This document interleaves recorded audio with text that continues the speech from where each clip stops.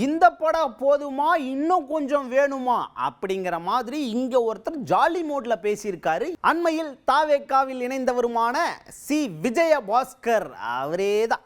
என்னன்னா ஒரு மேடையில் பேசுறாரு, எங்க படையை பார்த்தீங்களா, இவ்வளோ நாள் சைலண்டா விசில் அடிச்ச கூட்டம் இது, இப்போ சத்தம் போட்டு அடிச்சுக்கிட்டு இருக்காங்க. அதுக்கு காரணம் என்ன? நமக்கு கிடைச்ச பெரிய வெற்றி தான். இந்த படம் போதுமா இன்னும் கொஞ்சம் வேணுமா சொல்லுங்க, நாங்கள் கூட்டின்னு வந்து காமிக்கிறோம் அப்படிங்கிற மாதிரி சொன்னவர். இந்த எலெக்ஷன் மட்டும் இல்லைங்க, நீங்கள் தமிழ்நாட்டில் எத்தனை எலெக்ஷன் வேணால் வைங்க, தாவேக்கா தான் ஜெயிக்கும், ஆட்சி அமைக்கும் அப்படின்னு ரொம்ப ரொம்ப கான்ஃபிடென்ட்டாக பேசியிருக்காரு சி விஜயபாஸ்கர் அவர்கள்.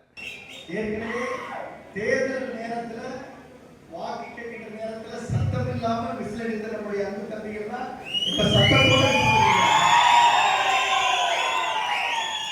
அந்த அளவுக்கு நம்முடைய தாவேக்கா நம்முடைய ஒன்றியத்தில் எவ்வளவு வலிமையோடு இருக்கிறது, எவ்வளவு எழுச்சியோடு இருக்கிறது, எவ்வளவு உற்சாகத்தோடு இருக்கிறது என்பதை இந்த படை போதுமா இன்னும் கொஞ்சம் வேணுமா என்று கேட்கின்ற அளவிற்கு